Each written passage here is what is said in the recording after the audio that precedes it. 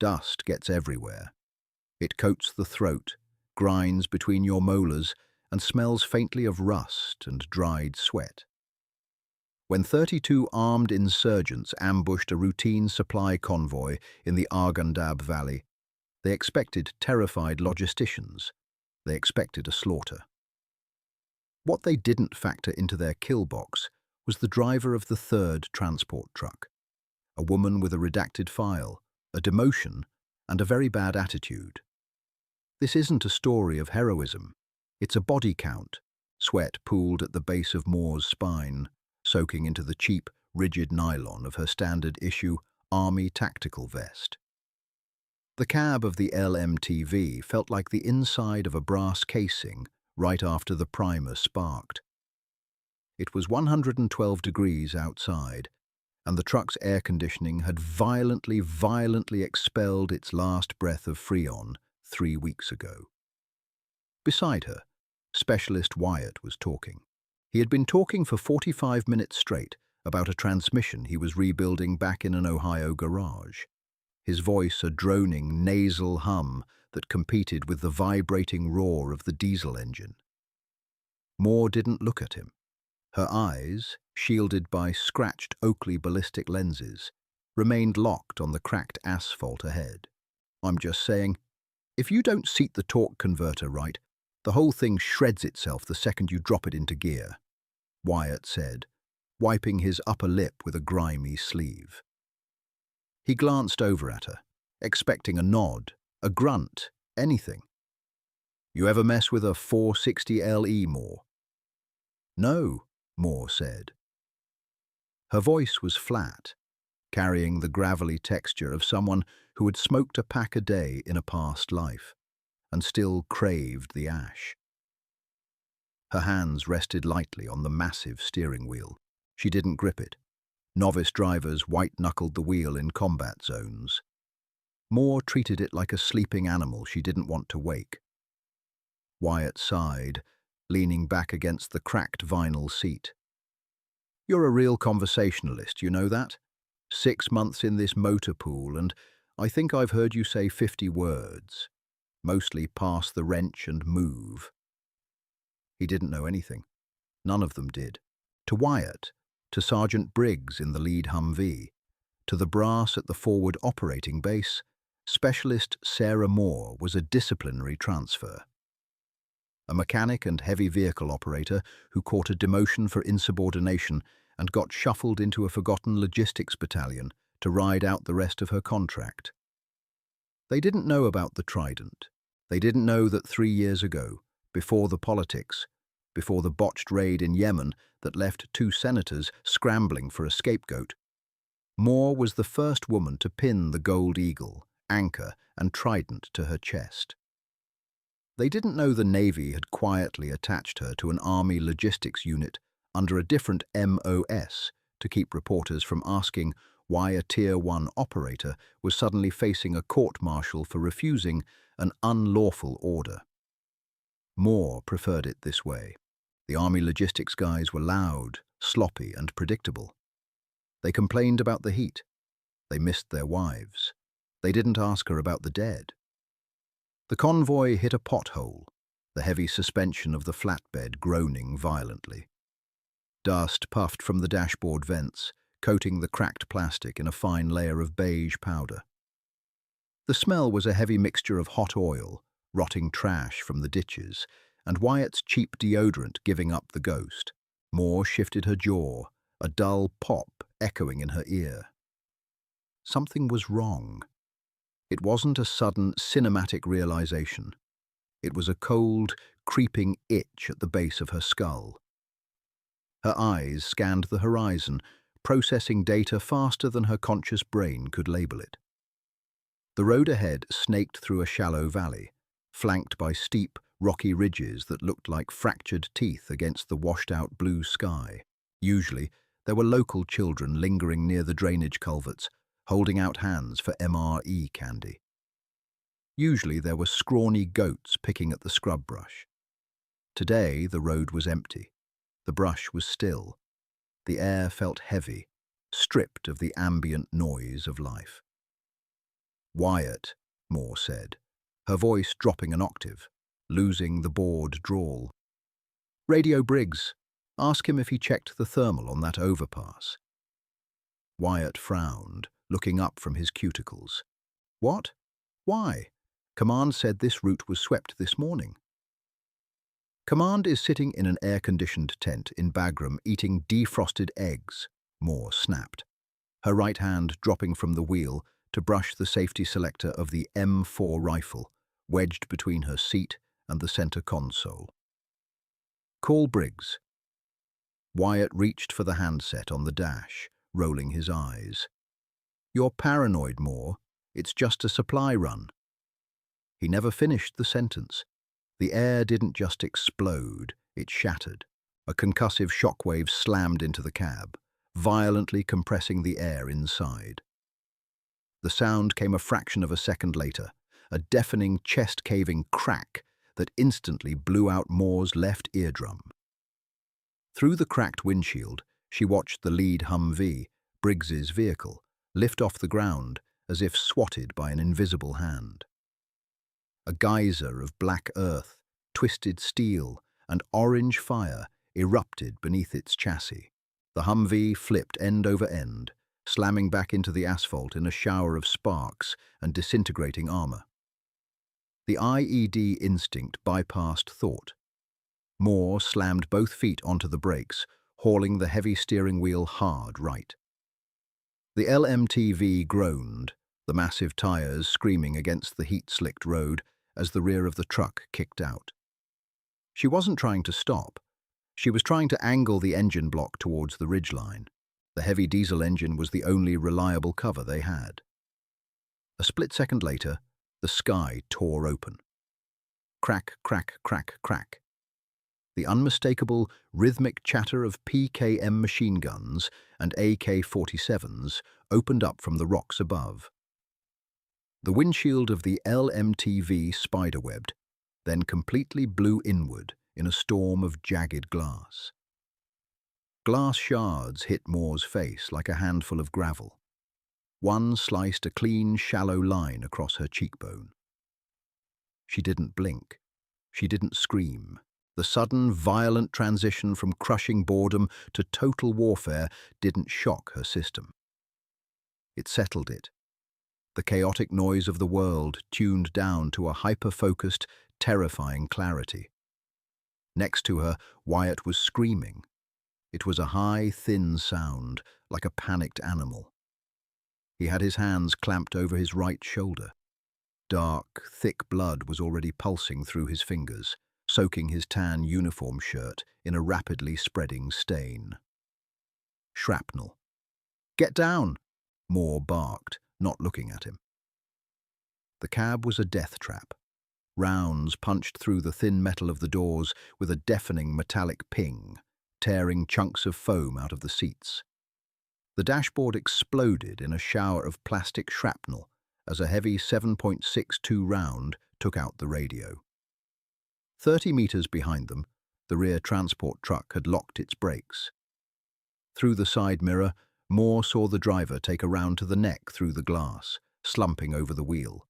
The truck drifted off the road, burying its nose into a dirt embankment. Kill box. They were in the center of an L-shaped ambush. She quickly did the math. A coordinated IED strike to halt the convoy, heavy machine guns placed at elevated positions to suppress, and a mop-up crew advancing down the hillside.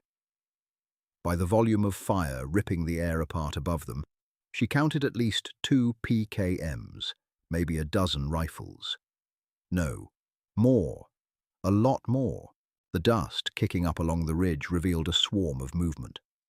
Over 30 combatants, moving with the disciplined spacing of men who had done this before.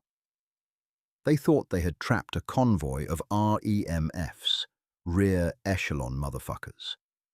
Soft targets, mechanics and truck drivers who would hunker down in the cabs and wait to be executed. Moore reached down, her gloved fingers wrapping around the pistol grip of her M4. It was a standard, battered Army-issue rifle. No fancy holographic sights, No laser modules, just scratched iron sights and a standard magazine. "Wyatt!" Moore shouted over the deafening roar of gunfire. She leaned over, grabbing the specialist by his tactical vest, ignoring his scream of pain. "I'm opening the door. You fall out. You crawl to the front right tire. You put the engine block between you and the hill. Do you understand?" Wyatt's eyes were blown wide, rolling in panic. He was hyperventilating, staring at his bloody hands. "I'm bleeding more. I'm hit bad."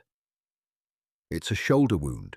You're not dying today unless you stay in this seat," Moore snarled, her voice carrying a terrifying, absolute authority that Wyatt had never heard before. She didn't sound like a mechanic. She sounded like a predator. "Move!" She kicked her door open. The heat and the noise rushed in. Bullets snapped past the opening, sounding like angry wasps tearing through the air. Moore shoved Wyatt out his side door, watching him tumble hard into the dust. Instead of following him, she dropped down onto the floorboards, sweeping her rifle over the center console. She didn't spray and pray. She didn't close her eyes. She took a breath, letting the chaotic noise fade into the background, and pushed the rifle barrel through the shattered windshield frame. Her right eye aligned the front post with the rear aperture. Through the dust, she saw a muzzle flash from a cluster of boulders 200 yards up the slope. A man in a tan tunic, feeding a belt into a heavy machine gun. She exhaled, squeezed the heavy, gritty trigger. Pop. The recoil bumped her shoulder. 200 yards away, the machine gunner's head snapped backward, as if hit by a bat. His body went limp, sliding down the rocks, dragging the weapon with him. 1. The rifle cracked again. Next to the dead gunner, an insurgent rising to take the weapon caught a 5.56 round directly in the sternum. He folded in half and vanished behind the rocks. 2. Moore pulled the rifle back in, ignoring the rounds that immediately peppered the truck's grill in response to her muzzle flashes. She slithered out of the driver's side door, hitting the ground hard. The asphalt burned against her forearms through her sleeves. The smell of hot tar and spilled diesel fuel filled her lungs. She scrambled on her elbows and knees around the front of the massive truck, finding Wyatt huddled against the oversized tire, weeping and pressing his good hand against his bleeding shoulder. "Stay here," Moore ordered, crouching low. She reached down to her thigh, ensuring her sidearm, a battered M17 pistol, was secure in its holster. She had 3 spare magazines on her rig, 120 rounds total. It wouldn't be enough for a prolonged firefight. "Where are you going?" Wyatt grabbed her ankle with a bloody hand. "They're coming down. We have to wait for QRF." "Quick reaction force is 30 minutes out, Wyatt," Moore said softly, her eyes scanning the deep drainage ditch that ran parallel to the road. It offered defilade, a blind spot from the ridge. "In 5 minutes, those guys are going to walk down here and shoot you in the head." "So what are we doing?" Moore racked the charging handle of her rifle, making sure a round was seated. Her face was smeared with dust, a streak of blood drying on her cheek, but her eyes were entirely dead. There was no fear in them, just an ugly, cold calculus. "You're staying here," she said, wiping the dirt off her front sight post with a thumb. "I'm going to work." The ditch was steep, filled with dried, crumbling earth and tangled roots that smelled of rot and baked clay. Moore slipped into it like water, vanishing from the road. The gunfire from the ridge was still concentrated on the disabled vehicles. They were laying down suppression, keeping the Americans pinned while their assault element moved down the flanks. Standard infantry tactics, pin and flank. Moore didn't wait to be flanked. She ran low, her knees aching, her boots making almost no sound in the soft dirt. Her breathing was measured. In through the nose, out through the mouth. The physical exertion was immense, the heat inside her vest, climbing past, suffocating. But her mind was chillingly serene. This was the dark place, the flow. It was the only place she had ever felt entirely honest. She moved 40 yards down the ditch, hooking wide of the ambush zone, intercepting the path the flanking element would have to take. She heard them before she saw them, the crunch of boots on loose shale, the guttural rapid commands in Pashto. Moore pressed her back against the dirt wall of the ditch, sinking into the shadow of an overhanging scrub oak. She checked the selector switch, semi-auto. She brought the rifle up, the stock biting tight into the pocket of her shoulder. 4 men dropped into the ditch 20 yards ahead of her. They were moving fast, eyes fixed toward the convoy, weapons low. They were hunting mechanics. Moore stepped out from the shadow. She didn't yell. She didn't demand surrender. Crack, crack. The lead man's face exploded in a mist of pink spray. He dropped before he could register the sound. Crack. The second man took a round in the throat. He dropped his rifle, grabbing his neck, blood spraying violently through his fingers as he fell to his knees, gurgling. The third and fourth men scrambled, bringing their AKs up, but their reactions were sloppy. Panic made them wide. Moore's movements were agonizingly small, mathematically precise. She didn't swing the rifle, she drove it. Crack, crack. 2 to the chest of the third man. He slammed back against the dirt wall, dead before he hit the ground. The fourth man fired wildly. A burst of 7.62 rounds cracked past Moore's ear, close enough to feel the heat of the air parting, throwing dirt into her eyes. She didn't flinch. She tracked him through the iron sights as he dove for cover, firing once. The round took him in the hip. He screamed, dropping his weapon and thrashing in the dirt. Moore lowered her rifle, walking forward. The smell of cordite was thick and acrid, stinging her nostrils, mixing with the heavy metallic stench of fresh blood pooling in the dry earth. She stepped over the dead men. The wounded man was screaming, reaching for a pistol tucked into his waistband. Moore didn't break stride.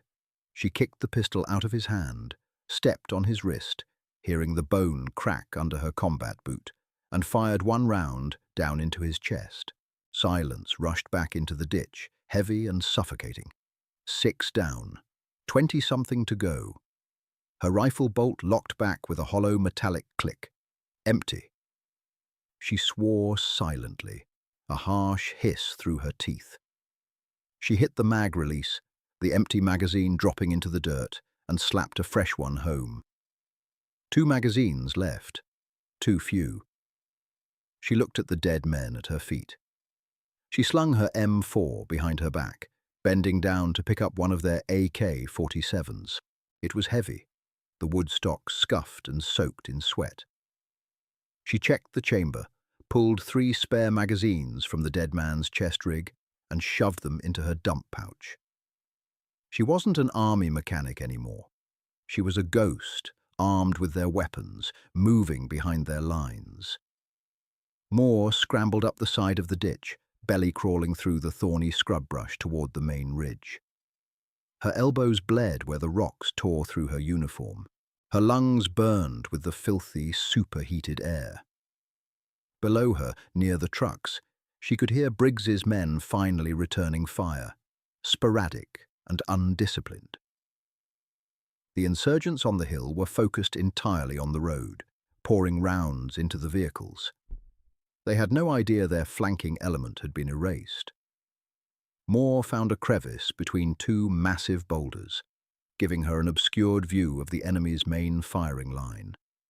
10 men spread out along the ridge, firing down into the valley. She settled the captured AK onto the rock, ignoring the sharp edge biting into her forearm.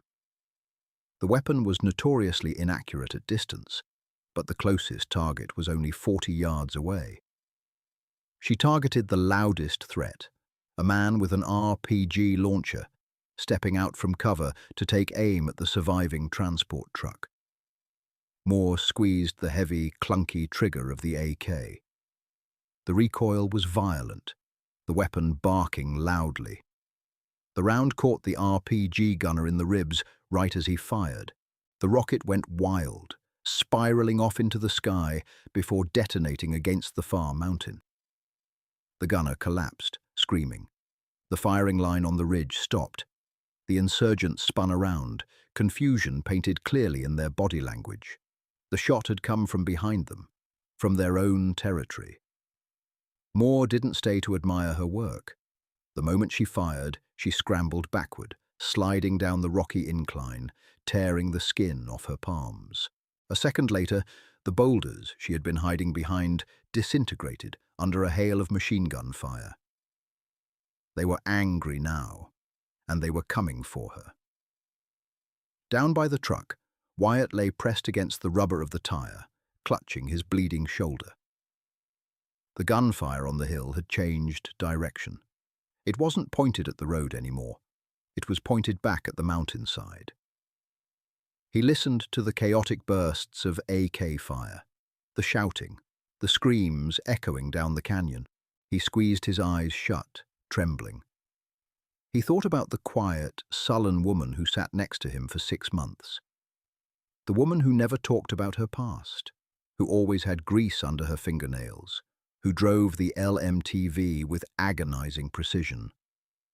The gunfire above him swelled to a frantic, terrified crescendo, followed by the heavy, rhythmic thud of a hand-to-hand struggle, a rock-crushing bone, a wet, terrible tearing sound, and then an eerie, stretching silence. Wyatt swallowed hard, the taste of copper in his mouth. Whatever was up on that hill, it wasn't a mechanic. Rocks tore at her uniform as Moore slid backward down the steep incline, the rough granite scraping skin off her forearms. She didn't fight the gravity, she used it, letting the controlled fall drag her out of the firing line just as the boulders she'd been using for cover splintered under a barrage of heavy PKM fire. Jagged chips of stone rained down on her Kevlar helmet, sounding like handfuls of dry gravel thrown against a tin roof. She hit the bottom of a narrow, sun-baked ravine with a heavy grunt. The air down here was stagnant, trapped between the high rock walls, baking at over 120 degrees. It smelled of sulfur, crushed sage, and the sour tang of her own sweat. Moore rolled onto her stomach, pressing her face into the dirt, listening. The chaotic gunfire from the ridge above had paused. In its place came the sharp, angry barks of a man shouting orders in Pashto. He was organizing a hunting party. They knew she was isolated. They knew she was down in the rocks. They just didn't know she was hunting them back. Her chest heaved against the hot ground. Her lungs felt scorched, every breath pulling in superheated, dusty air that offered no oxygen. She closed her eyes for 3 seconds. 1, 2, 3. She forced her heart rate down. Panic was a luxury for the untrained. For Moore, the physical exhaustion was merely a data point, an engine light blinking on a dashboard.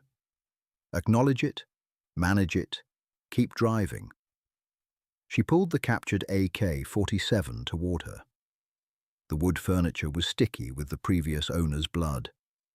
She checked the ejection port.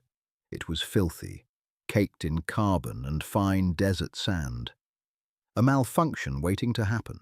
Above her, the unmistakable crunch of boots on loose shale echoed down the ravine walls. 3 sets of footsteps, moving fast, lacking the cautious spacing of a professional sweep. They were running on adrenaline and anger. Moore pushed herself up into a crouch, her knees protesting with a dull, throbbing ache. She tucked herself into a deep fissure in the rock wall, a shadow barely wide enough to conceal her tactical vest. She slung the AK behind her and drew her M17 pistol. Up close, in this tight, twisting maze of stone, the long barrel of the rifle was a liability. She waited. The silence stretched, broken only by the buzzing of a horsefly circling the drying blood on her cheek. A shadow fell across the sunlit floor of the ravine. The first insurgent stepped around the corner, his rifle lowered at his hip, eyes scanning the opposite wall. He was young, maybe 19, wearing a faded blue track jacket over traditional robes. He smelled strongly of stale tobacco and unwashed hair. Moore didn't hesitate. She stepped out of the fissure, her arms extending, locking the pistol out in a perfect isosceles stance. Pop, pop. 2 hollow point 9mm rounds took him high in the chest. The suppressed, muffled sound of the M17 was swallowed by the high rock walls. The boy's eyes went wide, and he simply folded backward, collapsing into the dirt without a sound. The second man came around the corner a fraction of a second later, reacting to the falling body. He saw Moore. He opened his mouth to shout, bringing his AK up. Moore pivoted, driving the pistol toward him. Pop! A single round punched through the bridge of his nose. He dropped like a sack of wet cement. Suddenly, a heavy weight slammed into Moore from the side. The third man hadn't come from the front. He had climbed the low ledge above the fissure and dropped directly onto her. The impact drove the breath from her lungs in a violent rush. Moore hit the dirt hard, the back of her head bouncing against the hardpack. Stars burst in her vision. The M17 skittered out of her hand, spinning away into the dust. The man was heavy, reeking of sweat and cheap cologne. He straddled her, his hands dropping his rifle to go for her throat. His fingers, thick and calloused, clamped down over her windpipe. Moore didn't thrash. Thrashing wasted oxygen. She needed leverage, her vision edged with dark, fuzzy static as the man squeezed, his teeth bared in a feral snarl. He was screaming something at her, spittle flying from his lips and hitting her face. She brought her right hand up, driving her thumb brutally into the soft tissue of his left eye socket. The man shrieked, his grip violently tearing away from her throat as he recoiled, clawing at his face. Moore instantly bucked her hips, throwing his unbalanced weight off her. She scrambled to her knees, her right hand instinctively dropping to her plate carrier. Drawing the fixed-blade combat knife she kept sheathed behind her magazine pouches. The insurgent lunged at her again, blindly swinging a heavy fist. Moore slipped inside the arc of his punch. She drove the 4-inch steel blade up and under his ribs, aiming for the diaphragm. It wasn't like the movies. The blade didn't slide in cleanly. It caught on heavy cotton fabric, snagged on cartilage, and required a sickening, twisting shove to seat fully. The man gasped, a horrible wet sound. He grabbed her shoulder, his grip weak, his one good eye staring at her with sudden, profound terror. Moore felt no triumph. She felt the hot, sticky rush of his blood pouring over her gloved hand. It was disgusting. It was intimate. It was war. She ripped the blade out, stepping back to let him fall. He hit the ground, clutching his side, his breaths coming in wet, rattling shudders. Moore stood over him, her chest heaving, wiping the blood from her knife onto her pant leg. She sheathed the weapon. Her throat throbbed where his fingers had crushed the cartilage. She swallowed, wincing at the sharp, slicing pain, and picked up her M17. 10 down, 22 left. The math was getting worse. She was bleeding from the scrape on her cheek. Her forearms were shredded, and she was burning calories at an unsustainable rate. Worse, the shouts from the ridge were getting louder. They had heard the scuffle. "American!" A voice drifted down from the cliffs, heavily accented but clear. "We see the trucks. We kill your friends." Moore closed her eyes. Wyatt. Briggs was likely dead in the Humvee, and the driver of the rear transport was gone. Wyatt was the only one left down there, bleeding out against a tire. If she stayed hidden in the rocks, the insurgents would eventually get bored, sweep the road, and execute him. She couldn't stay in the shadows. She had to make noise. She had to become the primary target. Pain is an anchor. It keeps the mind tethered to the physical world when the adrenaline tries to float it away. As Moore climbed out of the ravine, working her way toward a rocky outcropping that overlooked the main ambush site, her body screamed at her. Her right knee popped with every step, a souvenir from a rough halo jump over Somalia 5 years ago. The muscles in her lower back were drawn tight as wire cords. Every breath tasted like copper and dust. She reached the outcropping, dragging herself up onto a flat slab of sun-baked shale. From here, she had a plunging view of the road below. The LMTV was a wreck, its hood peppered with bullet holes, tires flattened. She couldn't see Wyatt, which was good. It meant he was staying put. Across the valley, the main insurgent force had shifted. They were no longer a disorganized mob. They had consolidated into 2 distinct fire teams, moving through the boulders with grim purpose. They were sweeping the hillside, looking for her. Moore pulled the slung M4 rifle around to her front. She checked the magazine. 12 rounds left. She had 1 spare mag on her rig. 32 rounds total for the rifle. She lay prone against the hot stone, extending the bipod of her mind, steadying her breathing. She found the commander, the man who had been shouting orders. He was standing behind a cluster of scrub oaks, pointing up toward the ravine she had just vacated, directing 4 men to flank it. He was 150 yards out, a chip shot on a flat range, in the swirling thermal winds of the Arghandab Valley, with a battered, unzeroed army pool rifle. It was a gamble. She placed the front sight post center mass on the commander's chest, exhaled halfway, held it. The trigger broke cleanly. The rifle kicked. Through the sights, Moore saw the commander stagger backward, spinning halfway around before dropping to his knees. He didn't get back up. Instantly, the hillside erupted. They didn't need to see her to know where the shot came from. The muzzle flash and the crack of the 5.56 round gave her away. A storm of lead slammed into the outcropping. Chunks of shale exploded around her head, showering her neck with razor-sharp fragments.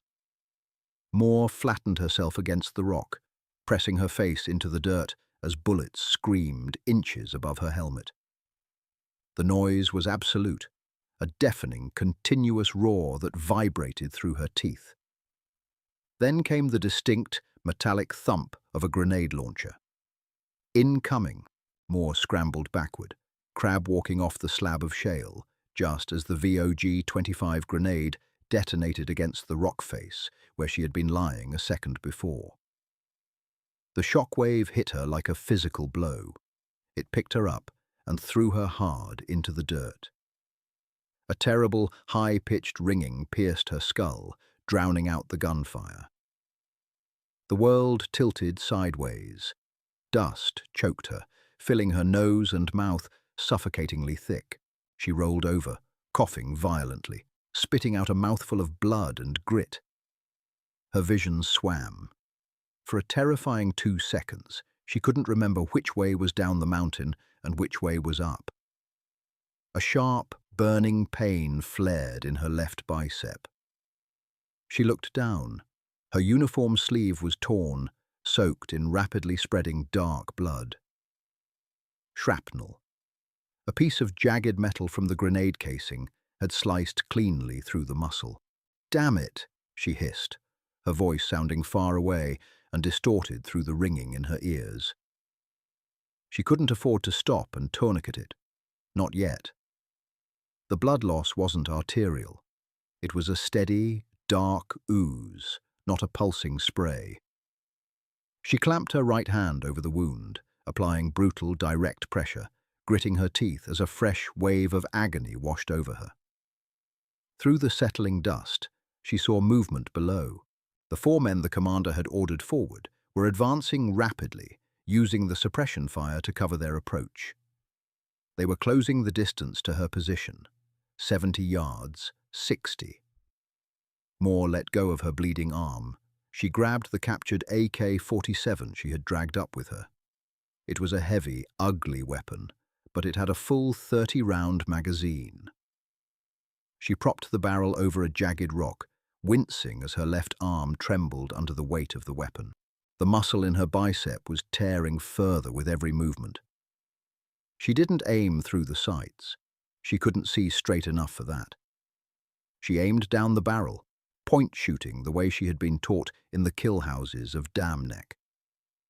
She pulled the trigger, fighting the heavy, upward recoil of the weapon. The AK barked in short, uncontrolled bursts.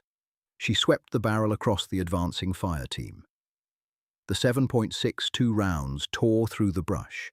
2 of the men went down instantly, their bodies violently thrown backward by the heavy impacts.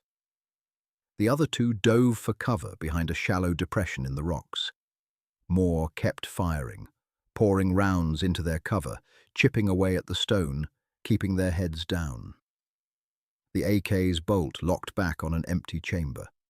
The weapons smoked, the barrel radiating a blistering heat.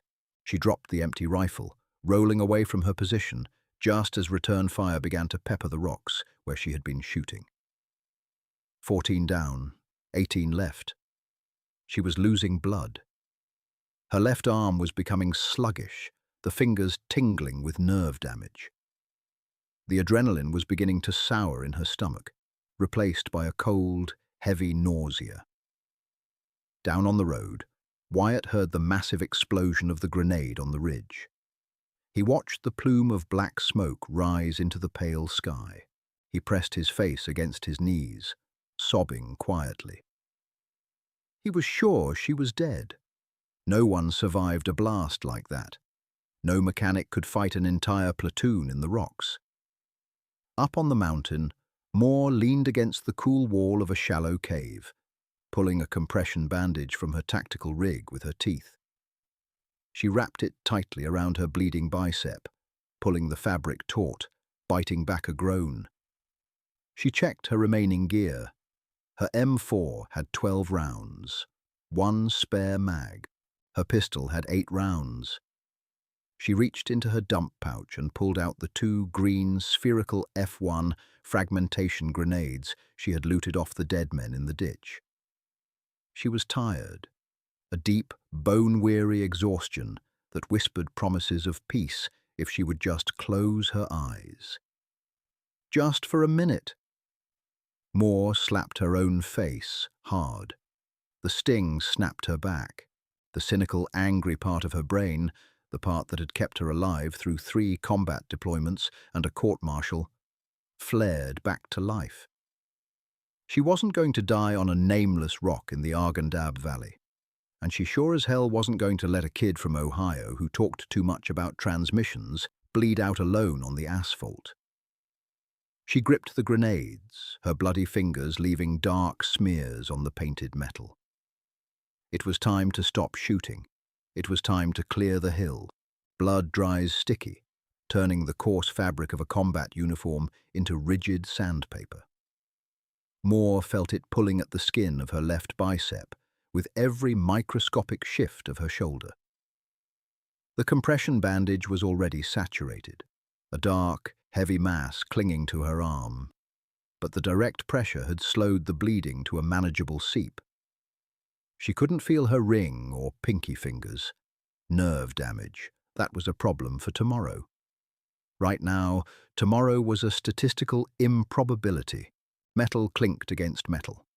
The F1 fragmentation grenades in her hand were old, Soviet-era surplus, painted a dull, chipping olive drab. They were heavy, ridged like cast-iron pineapples, and notorious for unpredictable fuse times. You didn't cook an F1 unless you hated having hands. Moore hooked her right index finger through the pull ring of the first grenade. She couldn't grip the weapon properly with her left hand, so she pinned the grenade against her chest rig, using her body weight to hold the spoon in place while she yanked the pin free. The cotter pin scraped out with a stiff, grating screech. 50 yards below her, the two insurgents who had survived her AK barrage were communicating in sharp, urgent whispers. They were leapfrogging up the rocks, using the deep fissures for cover, confident she was pinned in the shallow cave. They were methodical. They were slow. Moore didn't wait for them to get close enough to throw their own ordnance. She stepped out from the overhang of the cave, her boots crunching loudly on the loose shale. The sound was intentional. It was bait.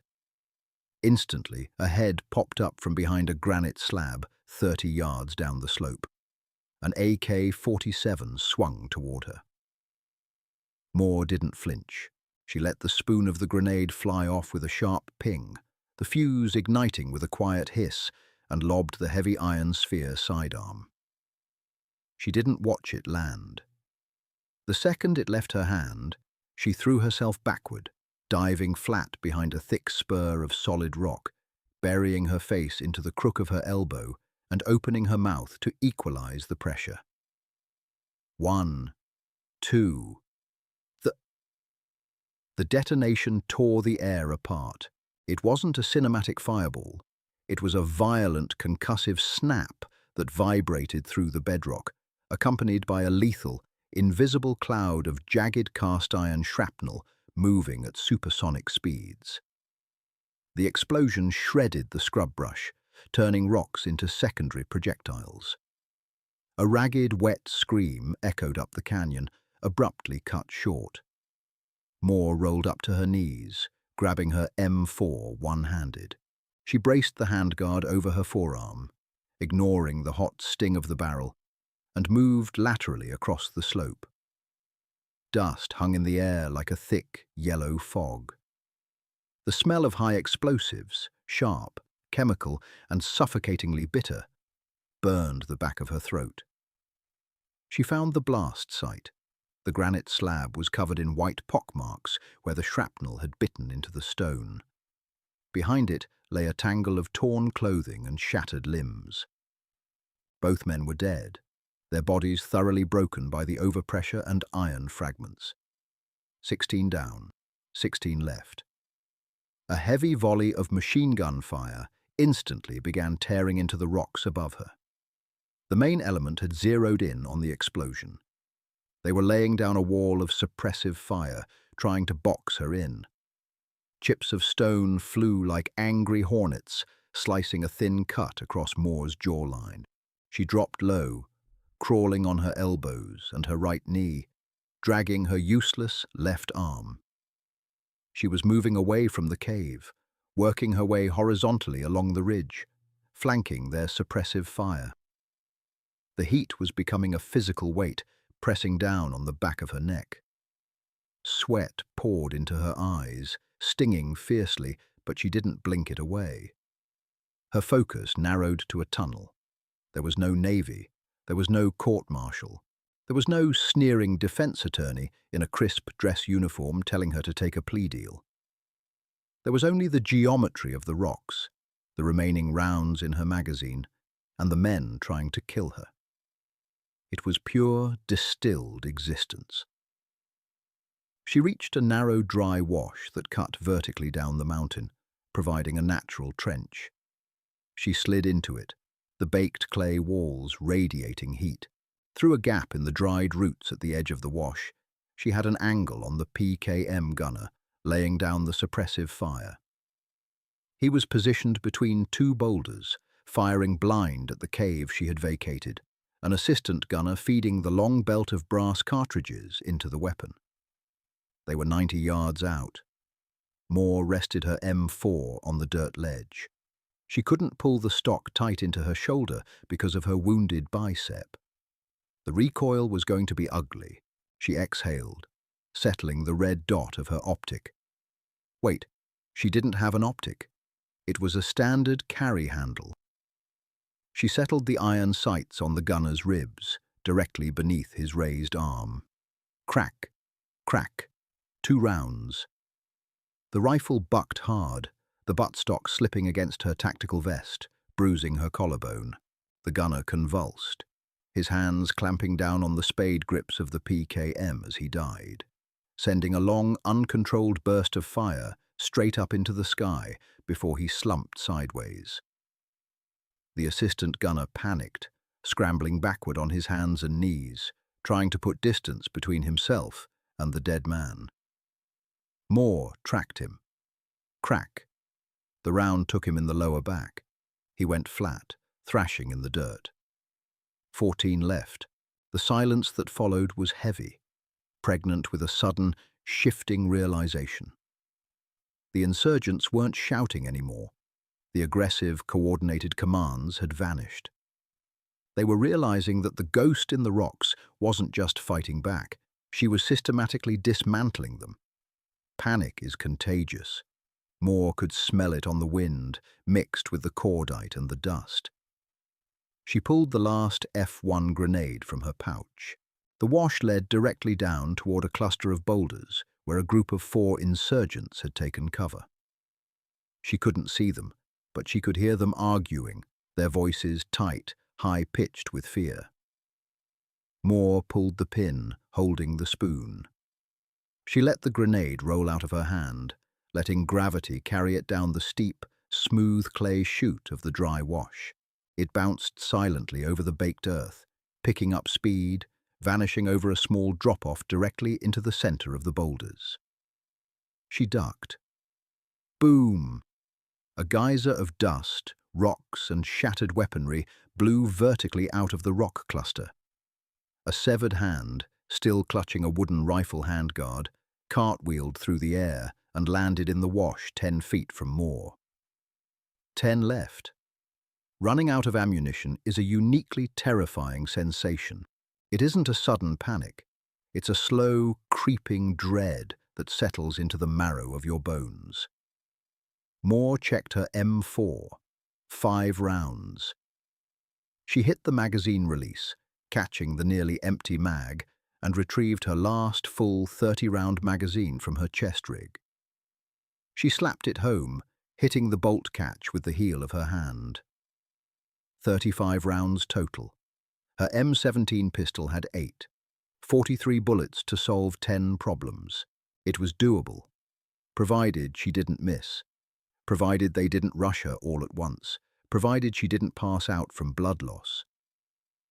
Her vision was beginning to vignette, the edges of the world turning a fuzzy, dark grey. Her heart hammered against her ribs like a trapped bird, trying to pump blood she no longer had. Dehydration was making her tongue feel like a block of felt. She swallowed dryly, tasting old brass. "Okay," she whispered, her voice a raspy croak that she barely recognized. "Let's work." She crawled out of the wash, forced to use her left arm for balance. The pain that shot from her bicep to her neck was so intense it caused her vision to white out for a full second. She bit the inside of her cheek until she tasted fresh blood, using the sharp sting to stay conscious. The remaining 10 insurgents had abandoned their rigid fireteam tactics. The disciplined ambushers had degraded into a terrified, angry mob. They knew they were losing, and they knew they couldn't retreat without facing the wrath of whatever warlord had sent them. So they pushed, all at once. A ragged line of men broke from the cover of the tree line, advancing up the rocky slope, firing wildly from the hip. It was a wall of lead. Rounds chewed the earth around Moore to powder. A ricochet slapped the Kevlar of her helmet, violently snapping her head back. It felt like being hit in the skull with a baseball bat. She collapsed onto her back, dazed, her ears ringing with a deafening, continuous squeal. The sky above her spun lazily. "Get up." The thought wasn't a heroic command.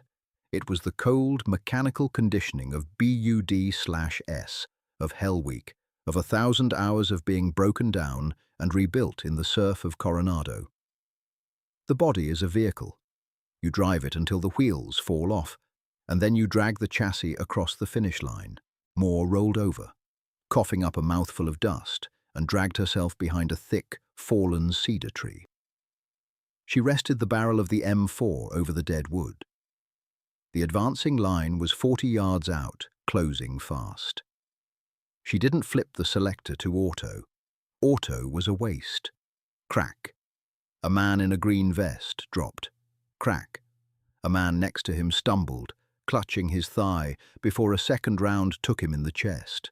Crack, crack, crack.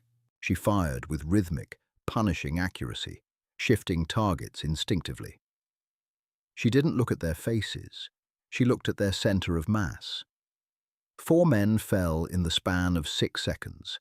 6 left, but the remaining 6 were too close. They hit the dirt, crawling rapidly, using the dead bodies of their comrades as sandbags. Click. The M4's bolt locked back. Empty. Moore didn't bother trying to clear it. She let the rifle drop on its sling, her right hand drawing the M17 pistol in a smooth, continuous motion. An insurgent vaulted over a boulder 15 feet to her right, bringing his AK to bear. Moore fired twice. The 9mm rounds didn't have the kinetic energy of the rifle. The first round hit the man's shoulder, failing to stop his momentum. He crashed into the dirt, his finger tightening on his trigger in a death grip, spraying a wild arc of 7.62 rounds. One of the rounds caught Moore. It grazed her left ribcage, feeling like a white-hot fireplace poker sliding across her skin. The impact spun her, knocking the pistol from her grip. It clattered into the rocks, sliding out of reach. She was unarmed, bleeding from 3 different places, backed against a dead tree, and 5 armed men were cresting the ridge less than 10 yards away. Below her, near the smoking husk of the LMTV, Wyatt had heard the change in the gunfire. The rhythmic, measured cracks of the American rifle had stopped, replaced entirely by the chaotic, deafening roar of AKs. He peered around the massive rubber tire. High up on the slope, through the haze of smoke and dust, he saw her. Moore. She was covered in dirt, her uniform stained black with blood, missing her helmet.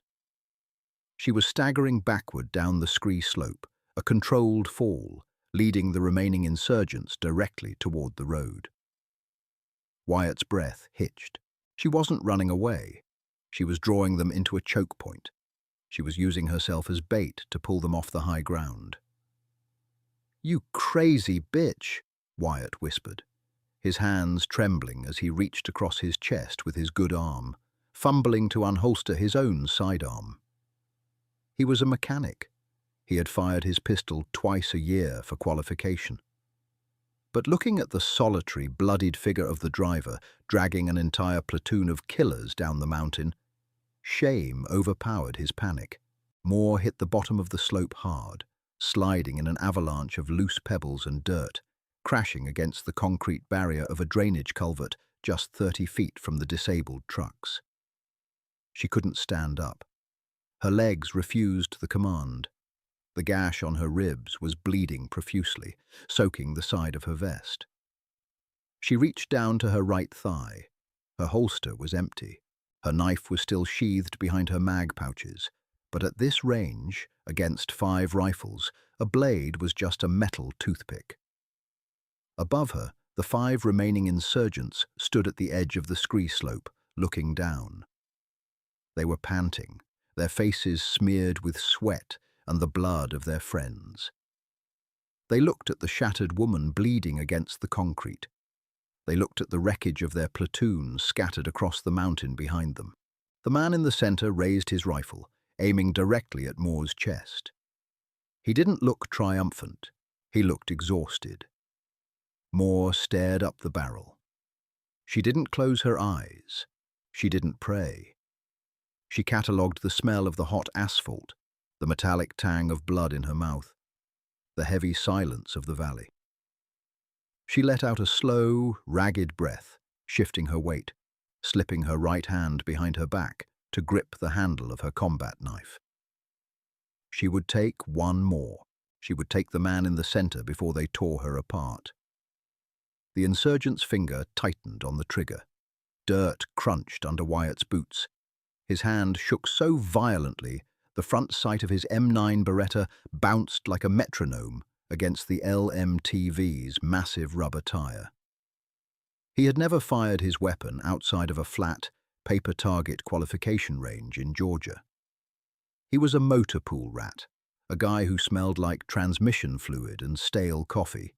Not a trigger puller, but looking at Moore, battered, bleeding out on the concrete culvert, waiting for the executioner's bullet, something broke inside him. The paralyzing terror shattered, replaced by a sudden, frantic surge of protective adrenaline. Wyatt stepped out from behind the tire. He didn't yell a battle cry. He just squeezed the heavy double-action trigger of the pistol 3 times in rapid, sloppy succession.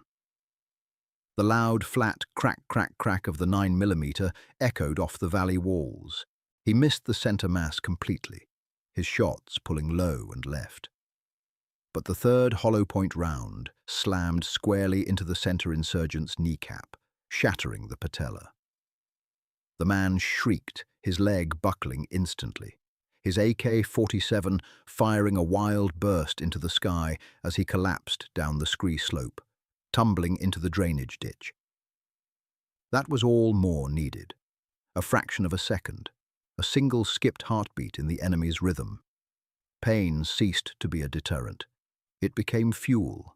Moore exploded upward, off the concrete barrier, driving her right leg forward. The sudden, violent motion tore the clotting wound on her ribs wide open, sending a fresh, hot wash of blood down her flank. But her right hand was already moving. She drew the 4-inch fixed blade from behind her back, reversing her grip. She met the tumbling insurgent at the bottom of the slope. He was thrashing, clutching his ruined knee, his rifle clattering onto the asphalt. Moore didn't pause. She dropped her weight onto his chest, driving her knee into his sternum to pin him, and plunged the knife deep into the soft hollow of his throat, right above the collarbone. She ripped the blade outward, severing the carotid artery. A high-pressure spray of hot, bright arterial blood hit her directly in the face, blinding her right eye, tasting of rust and salt. 4 left. The remaining men at the top of the slope hesitated, stunned by the sheer brutality of the counterattack.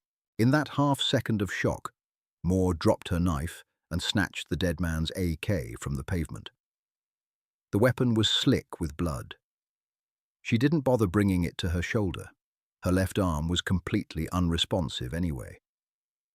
She tucked the wooden stock hard under her right armpit, braced her stance, and held the trigger down.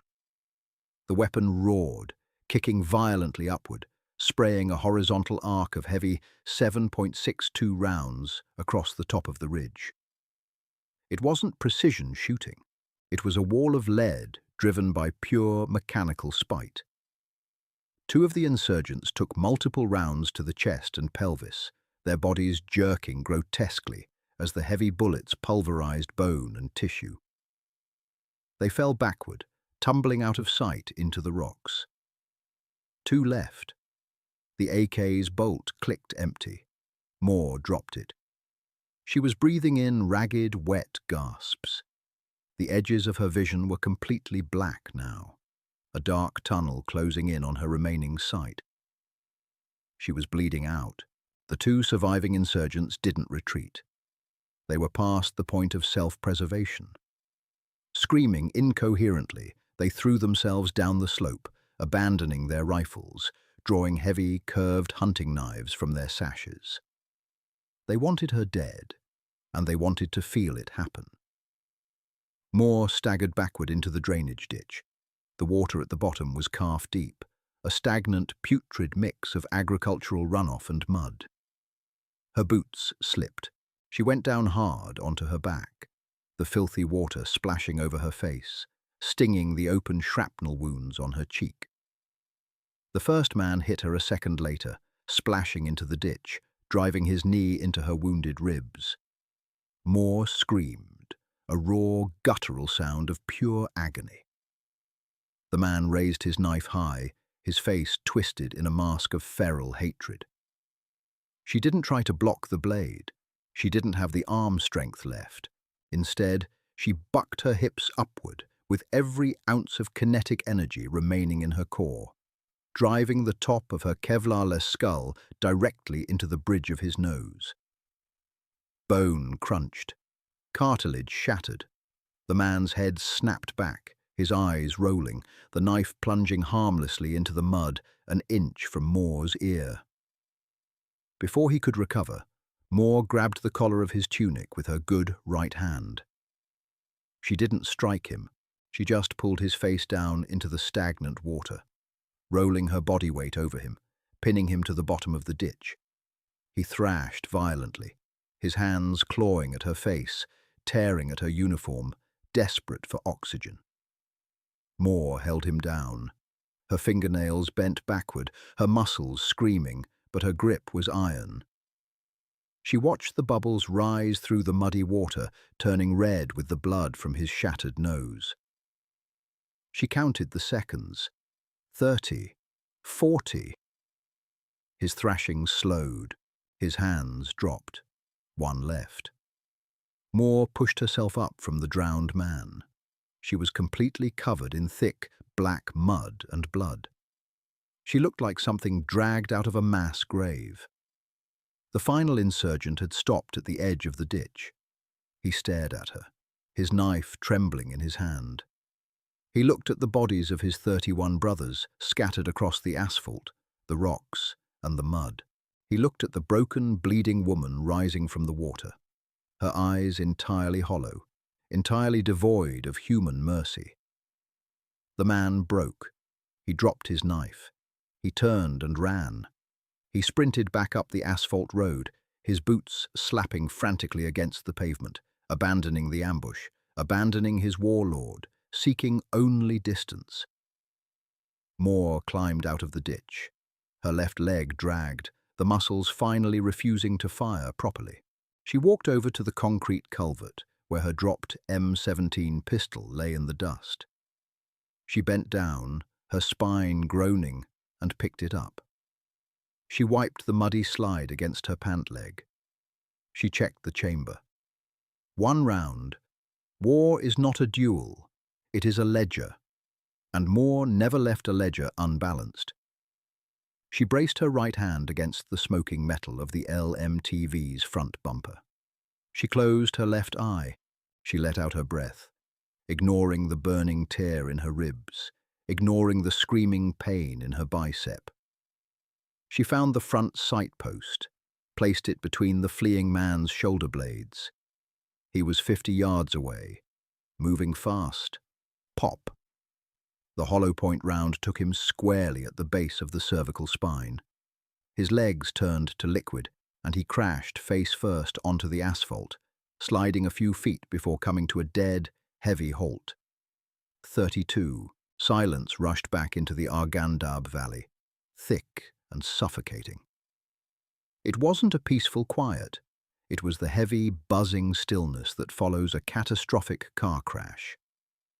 The air smelled of roasted diesel, pulverized stone, and the unmistakable, metallic butcher shop stench of mass casualty.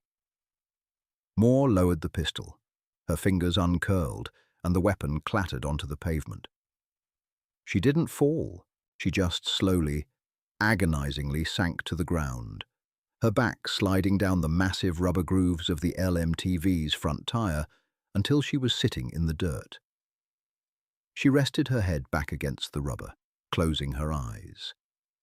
The adrenaline evaporated, leaving behind a cold, crushing wave of systemic shock. Her body was shutting down. Footsteps approached, slow and uneven. Wyatt limped around the front of the truck. His right shoulder was heavily bandaged in a crude tourniquet, he had managed to apply himself, his uniform soaked in his own blood. His face was pale, his eyes wide and glassy with shock. He looked down the road. Bodies. He looked up at the ridge. Bodies. He looked at the drainage ditch. A pair of boots floated face down in the bloody mud. Slowly, Wyatt turned his gaze to Moore. She was sitting perfectly still, a gruesome portrait of dust and arterial spray. Her chest rose and fell in shallow, ragged hitches. Wyatt swallowed hard, his throat clicking loudly in the silence. He opened his mouth to speak, to ask her who she was, to ask her what she was, but the words withered on his tongue. You don't ask a hurricane why it destroys houses. A low, rhythmic thumping began to echo off the canyon walls, building rapidly into a deafening roar. Dust kicked up violently across the valley floor as two AH-64 Apache gunships swept low over the ridge, their chin-mounted chain guns tracking over the dead landscape. Behind them, the heavy, twin-rotor silhouette of a CH-47 Chinook descended, the quick reaction force finally arriving 34 minutes after the first IED blast. The Chinook flared, its rear ramp dropping before the wheels even touched the asphalt. A platoon of Army Rangers poured out, rifles raised, fanning out into a 360-degree security perimeter.